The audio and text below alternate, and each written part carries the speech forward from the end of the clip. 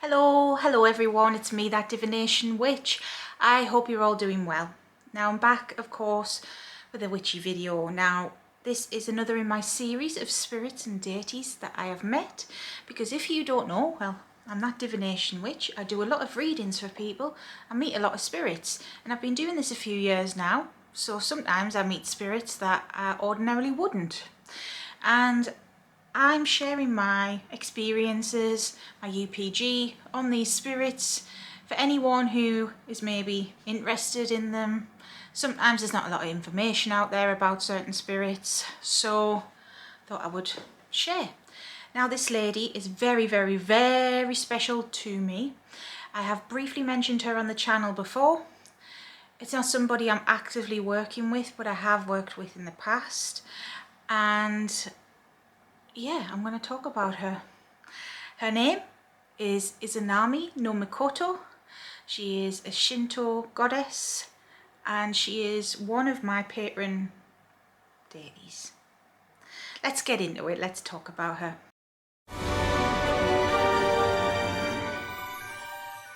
Now, if you're new here, I just want to say hi, hello, welcome.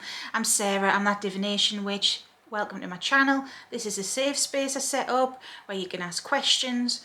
No questions silly, ask away. Everyone starts somewhere.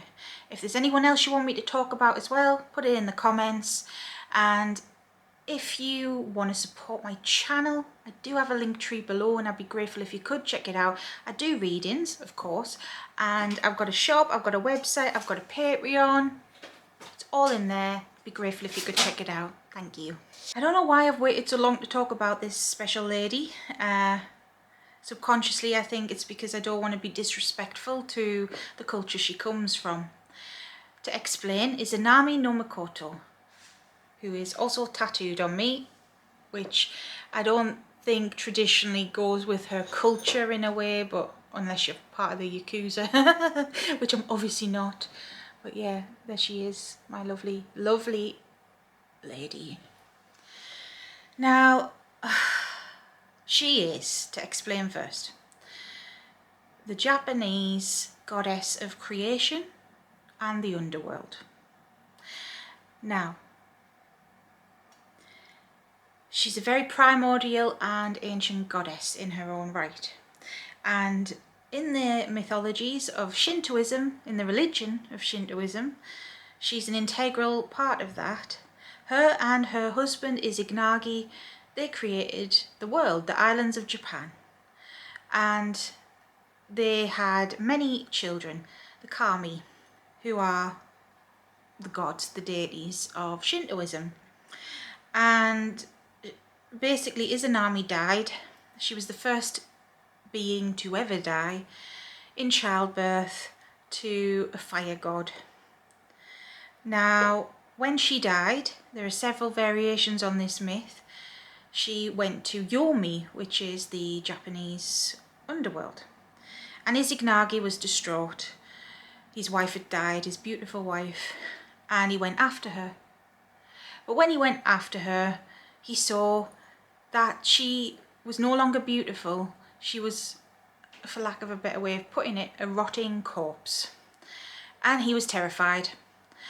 And this is where the myths vary. Some say that he tried to end her. Some say that he just ran away. Some say he threatened her and she went after him. And there's all sorts of variations of the myth. But essentially, doesn't matter what variant there is there, she then became the ruler of the underworld, and the rest is history. So she is integral to life and death. Now, her archetype is very similar to other underworld goddesses, like Persephone, like Hel. And in my personal life, when I've told this story before, but when I first started out, Hecate was the first goddess that I was aware of, and she's still here. She's always been here. So she was the first. But after that, after Hecate, after I was getting used to Hecate, I knew there was somebody else there. But I thought it was Persephone, long story short, and I was literally worshipping Persephone and Hades for a time. And the vibes didn't quite feel right, and I've explained this before on the channel. And I couldn't understand why, because Persephone and Hecate are friends. Even in the mythologies, they're friends, essentially. Hecate is like another mother to her. I didn't get it. I was a novice still at the time. I couldn't understand the differences between deities the way I do now.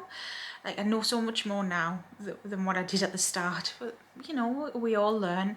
I had to get a reading from another practitioner, and they didn't even mean to pick up on this, but basically I got the reading to confirm who was around me. I was doubting everything, and they said Izanami, and I'd never even heard of her. Now, I've had a lifelong obsession with Japanese culture. I know it's a popular thing, especially now, even compared to when I was a kid. Anime, etc. is more popular than it was even back then. But I love Japan. There's something about Japan. I've always felt it's like home to me. I've never set foot there. I would love to, and I do plan to before I kick the bucket myself, but I just haven't done it yet, basically. But the culture, and it's not just anime, even now, for fun, I mean, I like to watch travel vlogs and things like this. I watch a lot of Japanese ones. I watch a lot of, there's this guy, I forgot his username. He's popular on YouTube. He's a British guy who's lived in Japan for years and years. He started by teaching, now he's a YouTuber. Abroad in Japan, I think he's called. He's so funny as well. He's quite witty, and he's got a best friend who's called Sasuke. He's so funny. Sasuke is so funny. They climbed Mount Fuji, but Sasuke is addicted to smoking, and he was having smoke breaks while climbing up a mountain, and then choking, and then sucking oxygen in through this little oxygen tank in the next breath. It's like, what you doing, Sasuke? What you doing? Just don't have a cigarette for a little bit, man. Come on. Anyways, I find myself watching stuff like this, and it's not just anime. Like I say, it's the culture. He goes around these little villages and lesser known places in Japan, and I love to see that, the little nuances. Japan, I know so much random information about it for someone who's never been, but the countryside, it's like, I suppose, dying out in a way. It's so beautiful, but the population's dwindling. Less and less people are having kids, and more people are moving into the city. It's like, there's lots of abandoned places in the countryside. It's a shame, really. But I'm digressing. Those countryside type videos, those lesser known type videos, I just look at it, it just feels like home. It feels like a home from home. And there's a reason for that. Because I've had several past lives there. And that's why, in a nutshell, Izanami is one of my patron goddesses. So when I got this reading, when I was thinking it was Persephone and stuff, and Izanami came out and I didn't even know her name yet, I thought, oh, my jaw dropped. It was one of those moments, you may have had those moments yourself. My jaw dropped and it all clicked into place. And ever since then, she's had a space on my altar. She still does, even though we're not actively working together right now. She still does. I respect her, I worship her, I love her so much. I'm so thankful to her. There are several stories I could tell you because she's been in my life for years now, actively. But let's say she has protected me through several lives, and she will continue to do so. I don't currently work with her, and it's not... So Shintoism, okay, to explain, is not a closed religion. Anybody can practice it. People outside of Japan practice it. But even though people outside of Japan do practice it, it is Japan based, which, even though it's open, like an open religion and anyone can participate if they want and anyone's welcome, I don't quite get that. But there are temples even in the UK, but it is very Japan based, and it's also very nature based. Now Japan as a country, they adopted Buddhism as well, and some of the practices have crossed over with Shintoism, so it's kind of like a hybrid between the two as well in Japan, which is fair enough, it's fine. But for me personally, I've studied some of Shintoism, but it's not the religion for me, because I don't believe in an organised religion, and Izanami knows this. I respect it, I'm interested in it, but it's not for me. It would be the same, you know, I've got stories about other deities, you know, I've met Kali Ma, and she's integral to Hinduism, but that's not for me. You know, I've never set foot in India either. Not because Hinduism isn't just found in India. I know it's found in other countries too, and that is also an open religion. But again, you know, it's just not for me. So I just feel like it's not right, you know. It's not that I can't talk with her. It's not that I can't ask her for help, commune with her, worship her. And I still do that and respect her. And she would help me so much with readings for other people as well, by the way. She loves helping people. She does. She's so kind. I just feel that the structure of the religion, where she comes from and stuff, I just feel she deserves more respect than I can give. Maybe that's a me problem. But I don't ever want to be a culture vulture, let's be honest. There's a lot of people that are like that. I always want to be respectful. So I love her very much. That's why she's tattooed on me. She is a mother figure in my life. I'm so fortunate. I have a lot of goddess mother figures in my life. My integral ones are Hecate, Lilith, Frigg, Izanami. Like, I hope I haven't missed anyone else out there when I've just said that. But they are mothers to me, and I'm so grateful for it. So yes, that's why I'm not actively working with her at the moment. Now there is another personal story which is in my soul contract story. If you go on my story times playlist, it's on there. I believe it's there.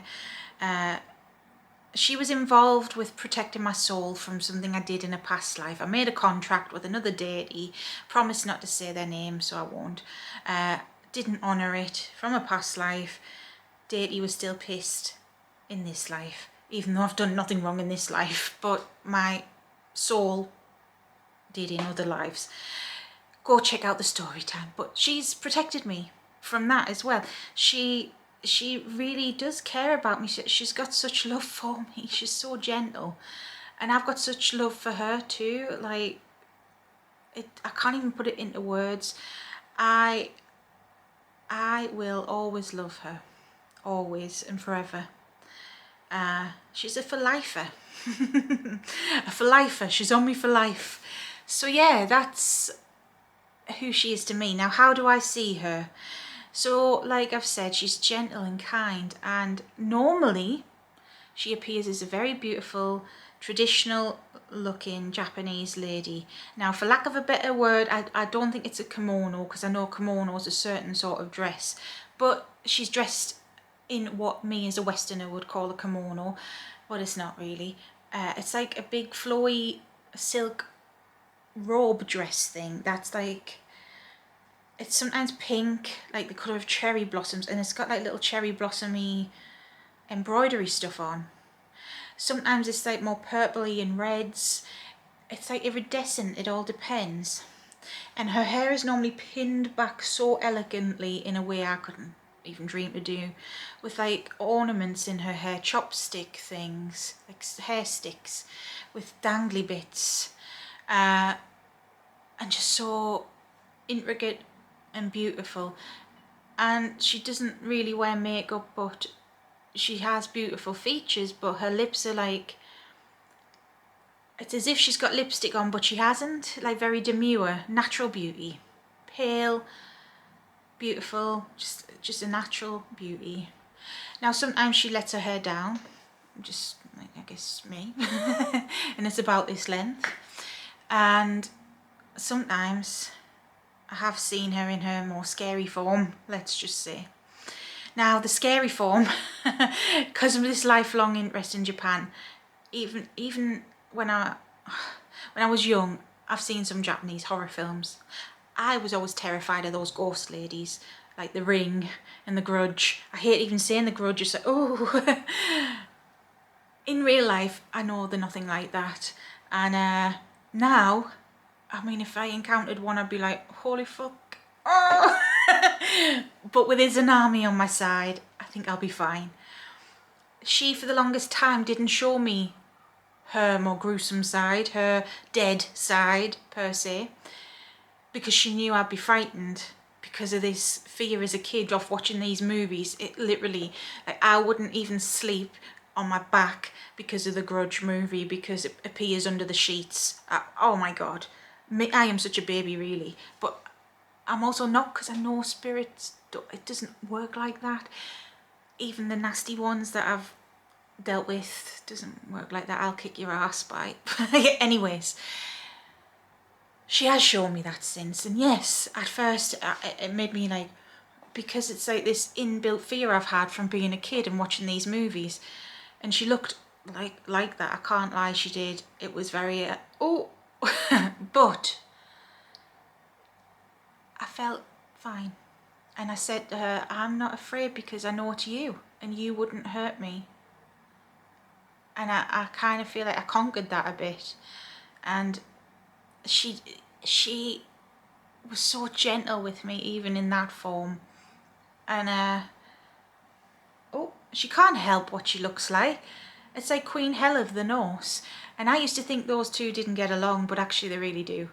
And it's a long story. It's to do with my story time. Go check it out. But Hel, I mean, she's traditionally known as half alive, half dead. But that's Izanami too. Like, you know, it's the same sort of archetype, similar sort of situations they've been through. Both beautiful women in their own rights, and also scary in their own rights too. But also there's beauty in that, you know. We all have to die at some point, as crap as it is, you know. To round off, I've rambled on about her. What does she like? Well, she's very respectful and very demure, and I think it's a reflection of her values and who she is as a lady. She doesn't shout, she doesn't raise her voice, she doesn't cuss or swear. But she is a queen, sort of thing. Yeah, well, she is, and just be very polite to her. Be polite, be yourself as well, of course. She likes mochi. She showed me mochi. Anything, if you are not from Japan, anything that is Japanese, you know, because it shows a respect to her. Like, sometimes if I have sushi, I'll give her some. Anything that is of her culture. I even got her special Japanese incense. She likes jasmine, the flower jasmine. She loves lavender as well.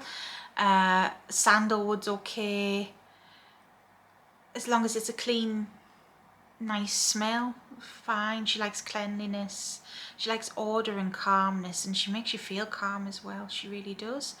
Acts of kindness, she likes that. So be kind to one another, help one another. If you can, clean people's graves, clean like your local nature. She's shown me even like outside of a church, which I know, you know, obviously I'm from the Western world, it's different. That could be a shinto, a shrine, or, you know, clean up around holy areas, even if it's not in her religion, just in her name, you know, just to show respect for other people too. That's what she's saying. Just show respect. A simple candle will do. She likes apples and pears and peaches and tea, and she's shown me, is it like minty tea, and it's in a tiny cup. And I know the Japanese drink tea different from the British, but but it's still got the leaves in.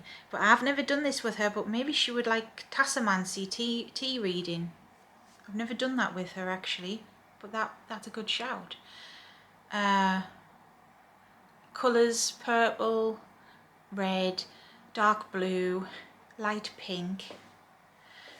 She just loves everything and everyone, really. She loves cherry blossoms. She would, as well in astral, take me to this place with loads of cherry blossoms. Sakura, it's called. Coffee, doesn't mind. Onamori, what's that? Is that them prayer card things? I've got, I know it's daft, the hamster tattoo is on one. Omamori, yeah, Japanese amulets commonly sold at Shinto shrines and Buddhist temples, dedicated to particular Shinto kami as well as Buddhist figures, and are said to provide various forms of luck and protection. I'll try and remember to put a picture of one on the screen if you can get one. I mean, they're obviously very common in Japan. Let me click on my little Wikipedia page I found there. She likes that. See, it's hard to find things for her over here. It really is. Like literally, I couldn't find a statue for her. I had to use a D&D minifigure, bless. Oh, and I've got a picture of her here. This is from an Etsy artist. I forgot their name. I got it that long ago. See, because I can't get a statue of her. That's her and her husband. Beautiful. Stunning. It's so hard to find things for her. But the Onamori, it is, I knew it was like you write prayers and wishes and stuff on, but I've seen them on Etsy, but I didn't want someone else's prayers and wishes coming to my house. I just felt, you know. So, yeah, but if you can get that, she would like that. But yeah, that's about it, really. So that's who she is. Amazing lady. And yes, you know, she doesn't care what culture you're from. She loves unequivocally. Is that the right word? Unwaveringly, I don't know. She doesn't judge, but her religion is Japanese based, and that's why, well, I don't follow it. I don't follow organised religions, so she'll always be welcome and have a space in my life, always. But yeah, that's it.